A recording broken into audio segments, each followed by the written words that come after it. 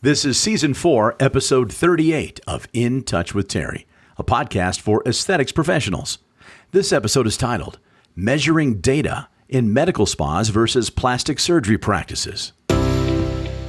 If you don't look at the data, you just remember emotions.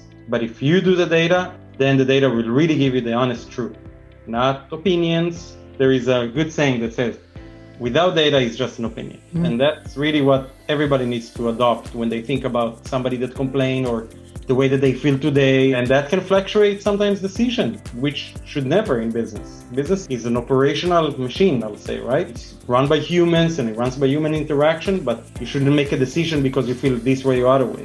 You should do it because that's what's right for the business. Only data will be able to tell you to the most honest what is the right thing for your business. Apex is definitely the only tool I know in this industry that really can take them from A to Z, teach them what they need to learn, teach them how to read the profit and loss, teach them how to read their own operational information, and get their staff also in training. Welcome to In Touch with Terry, our power-packed podcast for the medical aesthetic industry that brings you expertise, authenticity, more importantly, solutions that have proven to increase profitability, attract, convert, and retain more patients, and feature some of the top industry experts as guests. Hello, I'm Terry Ross, former Fortune 500 executive, international speaker, and founder and CEO of Apex by Terry Ross and Terry Ross Consulting. Today's episode, we are talking about something that is like near and dear to my heart, data. I know it's not sexy, but I'm going to try to make it sexy. And we're going to be talking about med spa versus plastic surgery and the difference in the data and what you need to know. And I have the absolute best of the best, nobody better, my industry colleague and long-term friend, Isaac Muesli. Isaac, what's up? Thanks for being here.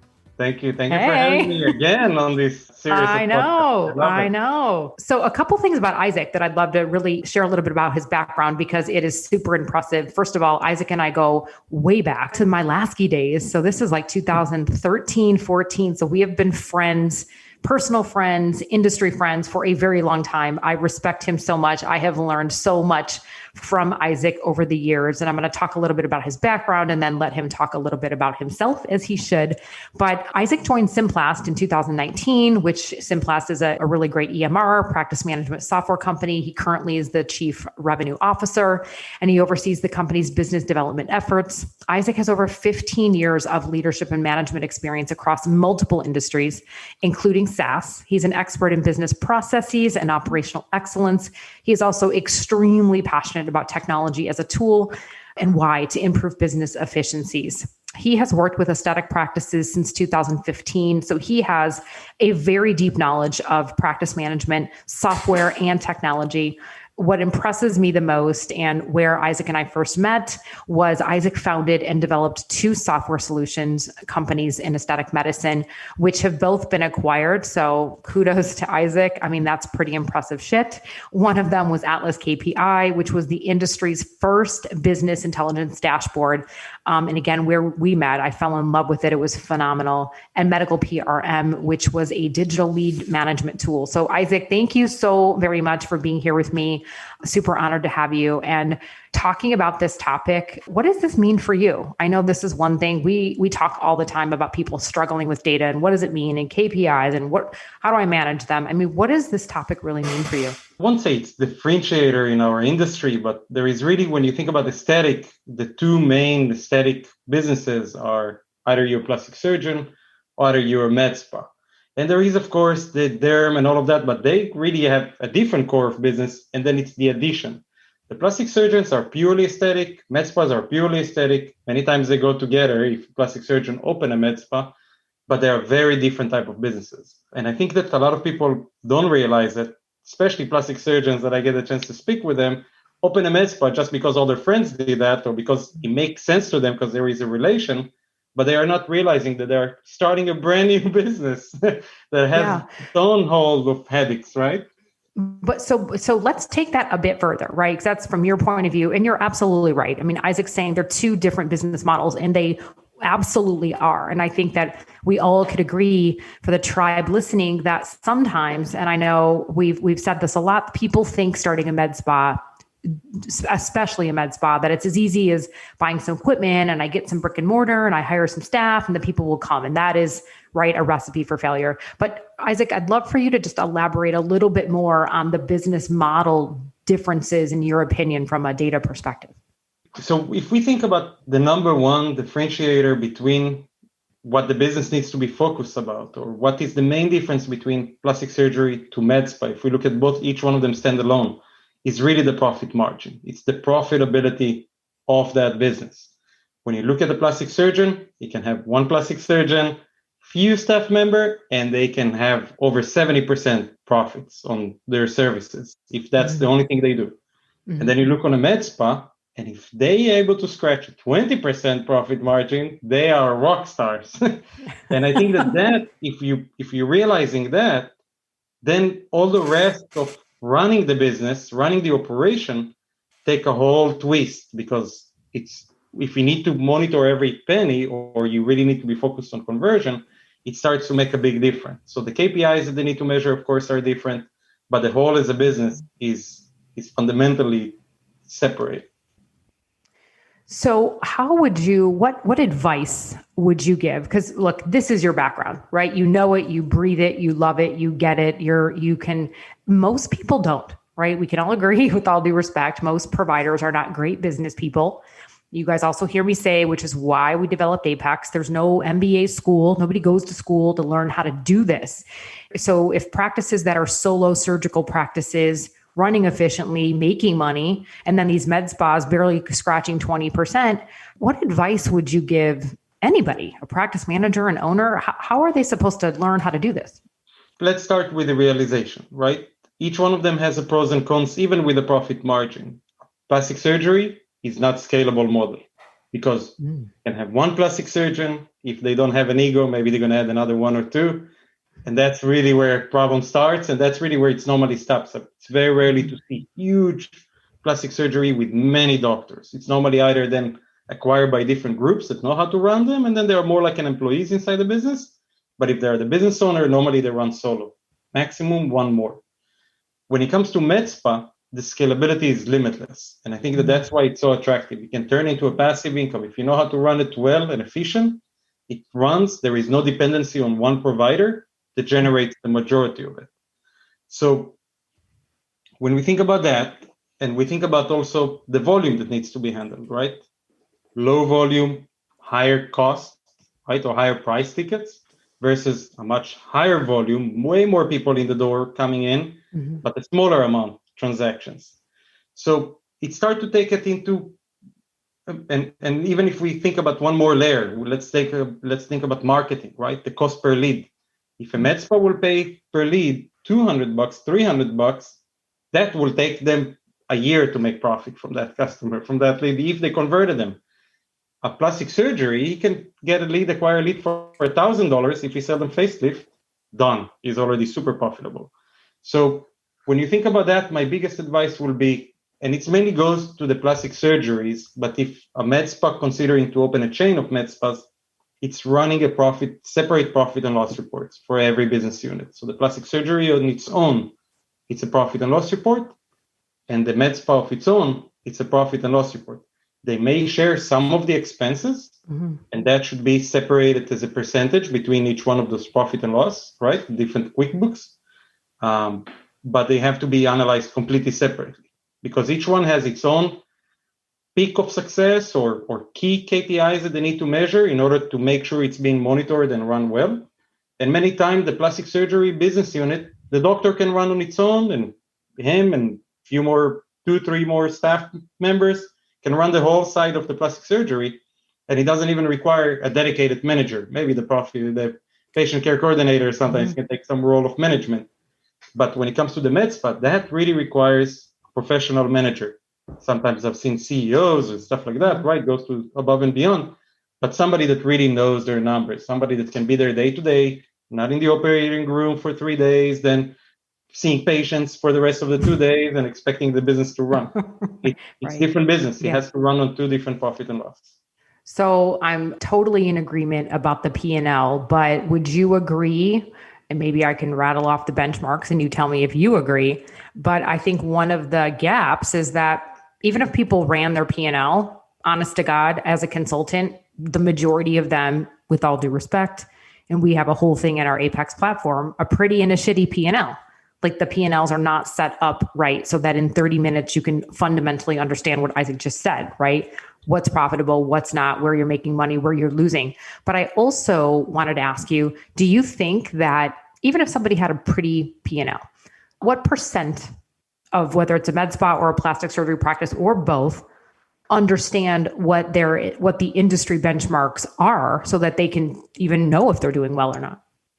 Benchmarks is such a sensitive topic in this industry, right? Because I've seen tools that take the benchmarks, but then it takes benchmarks from some practices that they are only plastic surgery, and some of the other ones are plastic surgery plus a med spa. And then they take also a facial plastic surgeon who make way more than a reconstructive plastic surgeon, and then they try to make a benchmark. So I think a benchmark, you just need to use it for very specific KPIs.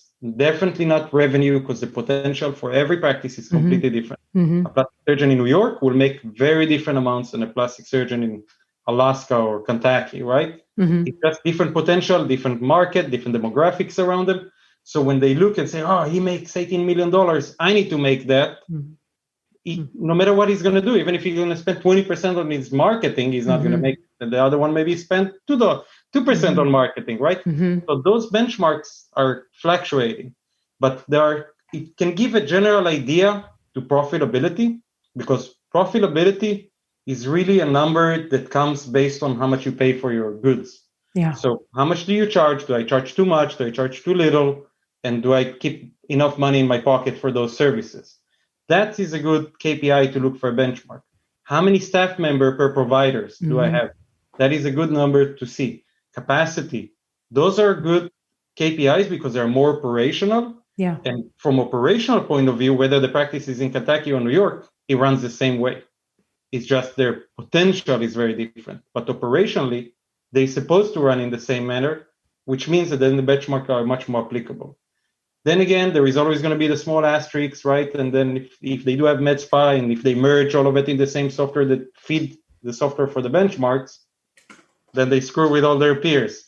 But I'll also suggest for people like in the software industry, if you speak with your peers, and networking is that important, you speak with peers, you speak with parallel CEOs, parallel founders, and you ask them those questions, they will answer you. There is, especially if they're not a competitor, right? If they're from different city, and you ask them about your cold sculpting, or you ask them about different services and how is your med spa, share with them your challenges, that is really the best way, because peer-to-peer, you know who is more similar to you with the approach, with the state of mind, with the style of management, with the goals, with the vision that you want for your practice. So in many times, you can find much more applicable information from your peers that you will find on benchmarks. I think benchmarks is a nice thing. If it's need to be used even more careful than sitting and analyzing your own data. No, that's the right question. No, I love that. What about benchmarks as it relates to, and these are just some industry stats, whether they're right or wrong, or they will vary absolutely based on where you live. But would it be fair to say that certain things like cost of labor should be ideally, if you want to be profitable, which is what we're talking about, under 20%? Would that be maybe something fair to say? Yeah, I think it's fair to say, because again, I think that what a lot of people, when they open profit and loss report, they just look at it like, a bunch of numbers. Right. I think it only starts to make sense when you start to add the percentage. So you look at your total revenue, and then you add the percentage next to all your expenses, and then you can compare it over time. And when you start to understand that everything is a friction of whatever you make at the end, it's all oil for your engine, then it starts to make a lot more sense to how much you should pay. And if you structure your bonus plans for your staff correctly, then it's a percentage of what you make. So if your practice make 10 million, you pay a percentage out of it. And if your practice make 2 million, it's still the same percent out of that. So I love that. And I brought that one up specifically because I often see so many practices either paying illegally, right? Or paying completely out of whack where the labor is so high and the provider isn't even generating enough to cover themselves. So that's just one thing that's really important to know. So I just want to repeat back what Isaac said was that, a P&L is one thing. One, it has to be set up, well, right? And the other thing is to have these percentages so that you can actually see are you way out of whack, right? And we would talk a little bit about marketing ideally being 10%. Now, sure, if you're a startup, maybe it's going to be 15 or 20, right? But ideally 10. And if it, would you say that's accurate as well? Yeah, I think it's accurate. And I think beyond all and every time, and a lot of plastic surgeons or those the practice owners don't have a lot of appreciation for data when it comes to their own software, and they just rush, just want to make the money, be focused on that. I think they need to have very different approach when it comes to the profit and loss. This is really the most important report in their business. That is what goes to the bank at the end of the year. That's what you pay taxes on. 100%. So we talked about cost of labor, marketing, you have your rent, your payroll, your cost of goods, your lease equipment. I mean, we can go on, and you guys can DM me or, ask me a question later, and I'm happy to share that data with you. But Isaac, how should plastic surgery practices versus a medical spa analyze their numbers? Are there any big glaring differences that you feel are important? I think that to some degree, right? There is obviously the different KPIs that every business should run. And it's really depends on the different strategies, the different goals that business has in order to add or remove some of those KPIs that they want to monitor and see how they go. So they're not going to need to start to have books of KPIs that they just go over every month. It's important to keep it very simple and very focused on what they focus on. And then based on the different growth, right? You remember a long time ago we had a discussion about different stage of the practice requires different KPIs to monitor. I think that plastic surgery, one of the key ones that I would monitor, no matter what's the stage of the size of the practice or how long they're in business, would be the revenue divide number of full-time employees. Because it's really how many employees it takes you to generate that number that you're trying to reach. I would really be cautious about the capacity. So checking the availability to book surgeries or my availability to do surgeries, whether it's 3 times a week, to be booked as much as I can against my booking and cancellations. And cancellation goes against your capacity. Revenue by hour, I think it's one of the key for plastic surgeons. Their time is so valuable. A lot of them don't even realize it, but they can be worth over $1,000 per hour. And when they spend that 1 hour sitting and waiting for a patient or multiple patients accumulation, that's another $1,000 per day. Another $1,000 per day a month, it's a $30K. And I think the last one that don't get enough attention in this industry is the NPS score, the Net Promoter Scores. How happy are your customer, whether or not they refer you their friend? Not getting enough attention. That I actually have for plastic surgery and for med spa. I think it's so important to know satisfaction. And there is one way to know it. It's based on the amount of referrals that you get. But every one bad customer that you lose with a bad taste in his mouth and go and spread bad words about you, you're losing another 10, 20 potentials. Come to med spa, I would say profit margin by item. I think it's super important. I think med spa should also focus more on the upsell of the retail items, because retail has a lot of profit margin. And if they will focus to upsell 50% of the people that get injections also going to buy from them their cream, they will increase profitability like tremendously. I'll say cost per lead by lead source, because for them, marketing is a lot more competitive to get. They use a lot more channels, a lot more efforts. And for each one of them, it's much more important for their strategy to work the right way in the minimum cost. Net Promoter Score, for sure, and average invoice. Average invoice per customer, I think it's a key. I hope you guys were writing all that down. You're going to want to stop it, replay it, and write all that good information that Isaac just gave. Hell, I learn every time I talk to him. This whole Net Promoter Score. I know a couple third-party companies that do these satisfaction surveys. How do you suppose, or in your opinion, what is the best way that these practices can incorporate this? I think there are multiple tools out there. One of the easiest one is really Monkey Survey. It's website. Doing it yourself. MailChimp. Yeah. As big and as familiar as MailChimp, you just create a small survey. Would you recommend about us to your friends and colleagues or friends and family? That is the most one question that answer everything in your business, whether you do it the right or the wrong. You can be the best doctor in the world, but if your front desk staff are giving people bad vibe on your practice, or it's dirty, or it's loud, or they need to wait for a long time, or anything else that goes wrong will affect that number that they will give you, whether it's a 10, and it means that they will send their mother, their sister to you, or it means less than that, which anything below that really is a red flag to you that it's a place for improvement. And if you're good enough in business and you're not have the fear, it's to pick up the phone to those people, if it's not anonymous, and ask them, what can I do to do better? And they will be so happy to tell you, and they will appreciate that phone call, which already going to get you a couple of points. But I think it's really the key for every business. I said it many years ago. I think the true competition among all the businesses at this point in the world are around the customer service. Yeah, I love that. Proper customer service, they can make it big. Well, I love it because I think, as you said, we're just too into our day to day. We get too busy and we're not really focused, even though we're talking about data between plastic surgery and med spa. I think that too, when we talk about, and I know I've worked with most of the software companies for over 15 years now. And I think I just came back from a practice and really making sure that we're putting in, right, where that patient was referred in the drop down in your software, and then looking back and seeing who are your top spenders. How often do they come in? How many people did they refer? That's so important. But I really love just the simplicity of what you just said and doing a Survey Monkey, right? We don't have to go spend a whole lot of money in some third-party company, but asking your clients what they think about you. I love that. I think it could be done more often, and you could get a lot of intel from that data. Yeah. Just think about all the email campaigns that they send literally all the time to all their clients, right? What is one more to ask them their feedback? It's going to be the best. And from such a humble place, like I would love to be able to get that, even if it's not what you want to hear. I think, to Isaac's point, and we've looked at the data, 35% of patients will often almost come back in or rebook with you just because somebody actually took a minute to call. And, I say this a lot when I speak, there's intention and then there's automation. And I know we all want to be automated, but you know what? We're in a human, we're in a human touch, high customer service environment. And while automation's great, I want to still talk to somebody on the phone, right? I want to engage. I want you to convert me and not just send me a book my own appointment link, and it just takes that whole personal connection away.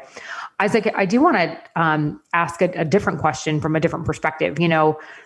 Look, it's one thing to, like you said, have books or pages of data and KPIs.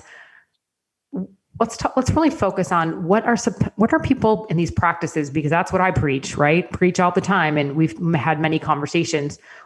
How I really just want to emphasize this, and I can't stress it enough. And coming out of COVID and this natural disaster where we lost a bunch of money, practices were shut down for so long. We just can't, you guys. There's no excuse with Zoom and all the tools and resources we have for online education for us to say we don't know. I mean, I don't buy that anymore. And that we have to push ourselves to be better, because mediocrity does not cut it. I know none of you went to medical school. We didn't go to be a provider or open up a practice and invest all this money to be average. And so just what, in your opinion, how important is it, and why? Why is the data so important to run a profitable and a successful practice? I think it's the whole philosophy starting from data-driven decisions. If you don't look at the data, you just remember emotions, and you're going to remember the last thing your employee complained about, the last thing one customer complained about, and it's not necessarily will impact your decision that you're going to make, may going to impact negatively about everybody else that we're happy about X, Y, or Z. So I think looking at the data is the most important thing, just because it's the flat honest. There is no emotion, there is no manipulation. There is ways to manipulate data, but if you do the data and you know what is the answer that you're trying to ask, or what is the answer that you're trying to get from what you ask, then the data will really give you the honest truth, not opinions. And there is a good saying that says, without data is just an opinion, right? And that's really what everybody needs to adopt when they think about somebody that complain or the way that they feel today. And we know men, just like women, have the cycles of the month. Some days are better than others. And that can fluctuate sometimes decision, which should never in business. Business is an operational machine, I'll say, right? It's run by humans and it runs by human interaction, but really, nobody should suffer because you feel this way or other way, and you shouldn't make a decision because you feel this way or other way. You should do it because that's what's right for the business. And that's only data will be able to tell you, to the most honest, what is the right thing for your business. God, I really just want you guys to sit with that for a second, because, what Isaac said was data-driven decisions, and that we can't be emotional about it. And data doesn't have emotion. We have to, remove that. And, it's not about opinions. It is about looking at your data and understanding what's working, what's not, how to make informed decisions that will ultimately, you guys, prove exponential growth. We know that. So lastly, Isaac, it was such great information and such great takeaways. I know most people often though they lack this skill set, right? Not everybody's great at the numbers, and there's not a lot of resources where they can go to learn what KPIs or what data or what reports do I run. And then if I do have that information, what do I do with it? How do I do it? And I know, again, as a consultant, this is what we really believe in with our humble hearts and with such passion, to be able to really help people, like not just do it for them, but understand. And so other than hiring me, guys, right, where are the tools for them to learn how to do this? So I think first, I'm a huge fan of Apex. So I think that if they don't know how to analyze the data at this point, they should really join the platform. It's a friction of what the true education will give them or cost them, and it will just the gist, the bottom line of everything they need to know to run their practice. I also think that education is something that goes across the board when it's a company. Company, it's a group of people that do something. So it's not individual. Everybody needs to know how to run the portion that they're responsible for, and know how to monitor themselves to know that it's actually, they do a good job. So whether it's your front desk, whether it's the practice care, patient care coordinator, whether it's the physician itself, at the end of the day, without anybody needs to come and tell them that, they need to be able to look at the scorecard, and say, I'm doing a kick-ass job. And they need to be proud of themselves. And everybody else also needs, of course, to be able to see it, but it's the most important for that person. Every individual in the practice need to be able to say, I'm doing great, because they know the data, they know what's expected from them, and they know their trends. And that's, I think, the key. So educate themselves, educate their team, that will help them to also then identify trends, identify problems, highlight for them whatever it's very important to look at, and the things that are just standards is standard, right? But I think that Apex is definitely the only tool I know in this industry that really can take them from A to Z, teach them what they need to learn, teach them how to read the profit and loss, teach them how to read their own operational information, and get their staff also in train. Thank you so much. I mean, to have you, number one, just again, be a friend, be an industry colleague that I respect, who's, developed companies that I have learned so much from. For you to say that, and again, guys, I didn't pay him to say that. This is really, that means so much to me, because we really did take the time to look back and say, how do we help more people? As a consultant, I can't scale. We can't be everywhere to everybody. And how do we give them the tools and the resources and the training and the education so that they can have something that is at an affordable price to be able to actually make an impact? So thank you for that support. Isaac, having you on is always such a pleasure. You are always such a wealth of knowledge. And you guys, I would replay this back, because the things that Isaac shared in this podcast, it's sort of a do or die. Like, you can't operate the business the same way. Look, at some of you might be freaking amazing and keep being amazing, but I would say, right, we agree, most aren't. And I get it. There's no school to go to, but we're here to change that. We're here to be game changers, right? If you want to train your practice like an athlete, like buckle down, roll up your sleeves, get it done. We're here to support you. So Isaac, thank you so much. Oh, thank you so much, Terry. And I think I want to add one more thing. And I think if people underestimate it, if they do run the business the right way, no matter where they are today, whatever they generate today, and I'm not joking when I say they can at least double that if they're just going to run it just a little bit better. I'm not talking about triple, not talking about more than that. And I've seen way more than that too, when they hire the right manager, or when they start to do things right and start to monitor and ask the right questions. I've seen it. I've seen practices doubling their profitability. And that's what counts at the end of the day. It's not to settle down on mediocrity, not to get tracked into this honey trap, right? When everything is fine, I'm making money. It just maximize your business. It's so much better accomplishment. That is my last. Your lastly 2 cents. No, I love it. I love it. And I'm going to share this too. If you guys are interested, we have clients in Miami, which is actually where Isaac lives, and I talk about them all the time because, I could talk about several case studies, but they grew 2,800%. Like, I mean, they almost more than 10x their business. And it was because they did all the things, right? They learned how to train their team. They knew the data. They stopped doing procedures that didn't make them any money. They started doing more of what did make them money. They reallocated their marketing spend. They hired the right way. They compensated the right way. I mean, the shit just comes together like a beautiful recipe when you know what you're supposed to do. You put it all in the bowl and it all works. So Isaac, thank you again. And you guys, I appreciate you so much. You're my tribe, my family. You're for constantly listening, for always being there. You help this podcast grow. If you found this valuable, if you loved it, please leave me a comment, share it with a friend. As always, we are here to serve, support, and educate, and just make sure that you have the best of the best so that you can grow your practice and again, train it like an athlete. So thank you guys so much. See you on the next episode. Ciao. Thanks, Isaac. Thank you. Thanks for listening to In Touch with Terry. For more information regarding Apex, the aesthetic game changer, visit apexplatform.com. That's apexplatform.com. We'll include links to everything in the episode notes, including links to all of the ways that you can follow Terry Ross Consulting on all social media platforms. Please don't forget to subscribe to the podcast from whichever platform you might be listening from. Thanks again for listening, and we look forward to you joining us on the next episode of In Touch with Terry.